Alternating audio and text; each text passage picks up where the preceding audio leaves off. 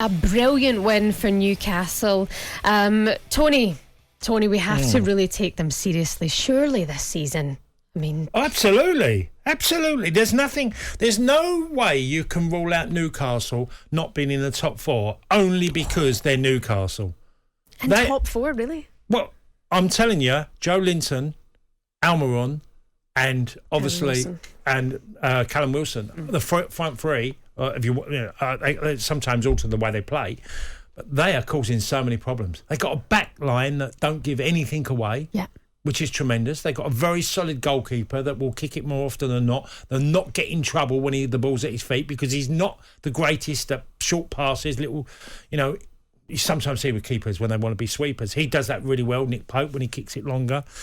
They have a physical threat. They have an athletic side to their game, which is they can all run in their team really well. Villa were there for the taking. That was Steven Gerrard's Villa at their worst. They were all over the place. I can't understand how Liam Bailey can play that well last week and so poor yesterday. Why do you think it is? Just waiting for the new manager Unai Emery to come in? I don't know. I can't answer for some. How can you perform so well? And I understand bad games. I have many of them, and I've said it, lots of times in my career. And sometimes I'll be scratching my head about my own game. But there was a real lack of application yesterday from Villa. They were rolled over very easy. I couldn't think of one Villa player to come out of that game with Buendia. Buendia's a talented lad.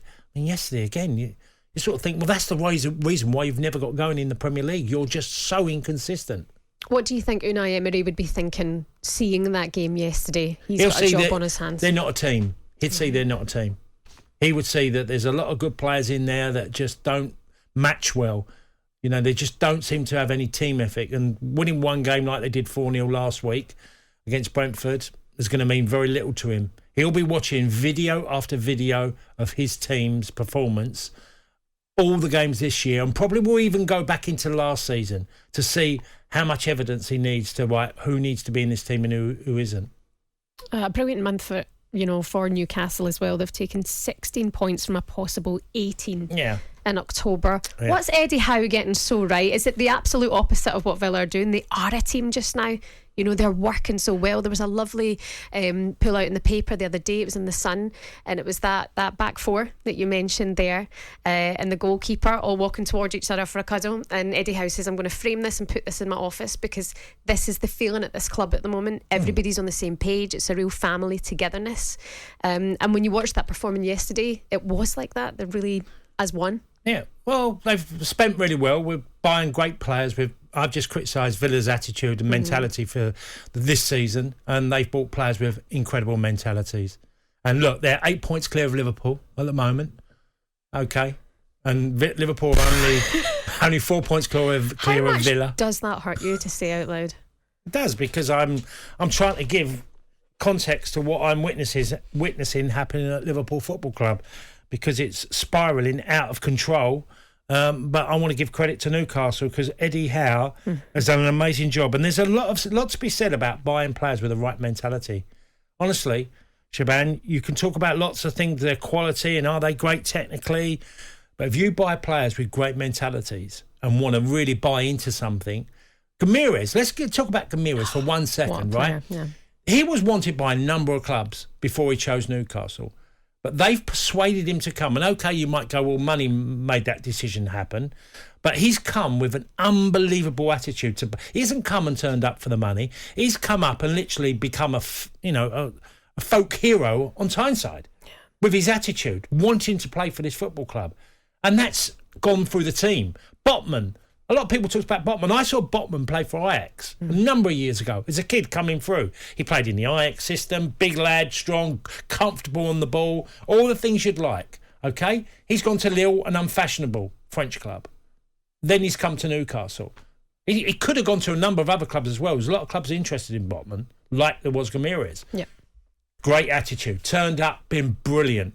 Plays alongside Shah, does fantastic. Looks really well. Trippier, at Atletico Madrid wanted to come back to England. Newcastle jumped in. And, you go through the whole team. It's literally... Joe Linton has become a completely different player. Never question his attitude. If anything, when he first played for Newcastle, he used to run everywhere and probably run everywhere too much. but he's become a proper player at Newcastle under Eddie Howe. Can we talk about Almiron again for a second? Right. Because he's now scored as many Premier League goals this season as Jack Grealish has scored in all competitions since joining Manchester City. And at some point further down the line, the Jack Grealish comments about Almiron at the end of season party from Manchester City winning the title will be forgotten about. But for now, it's almost coming back to haunt him. And Almiron's this player that just keeps banging him in for fun. Yeah, but Almiron's done something brilliant, which I really applaud him for, is that he hasn't reacted to the comment. He's let his football do the talking, and then we're talking about it. People will speak for you. Sometimes you don't have to say anything. People will go and say on a radio station or a newspaper column, did that drive him, galvanise him, ask all them questions.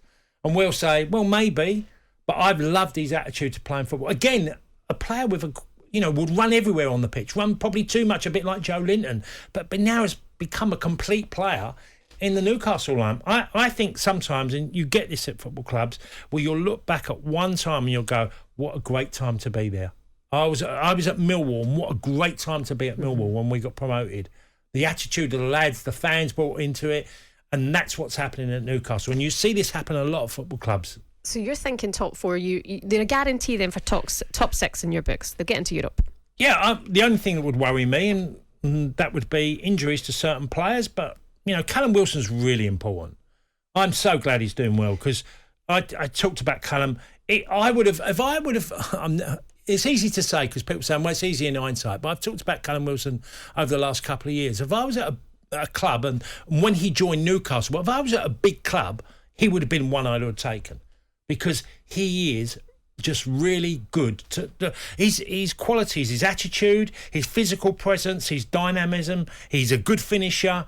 He's got a great attitude. Anyone who's got over 2 cruciate ligament injuries and is still the player he is today, that guy's got an amazing mentality. So it runs through the club. Another brace for him yesterday. Surely he's going to the World Cup. Well, Gareth Southgate was at the game. So if he doesn't pick him, I'd first question would be, why? Apart from, the one thing you could say about Callum Wilson, what reason would you give not picking him? Would you say... Experience? He's 30 and you've got 2 younger lads in there. You've got younger people like Calvert-Lewin.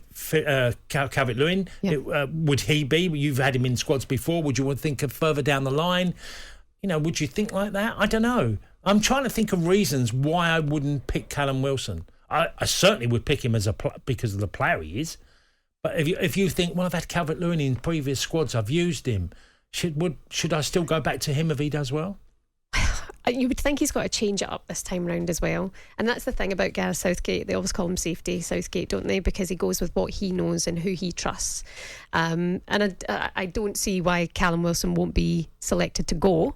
But does he get the opportunity to get up and play and represent his country and be able to do that on the big stage and not disappoint? Well, you don't know. First of all, he wants to go. So that's a big thing. He wants to be part of the England squad. He's talked openly about it.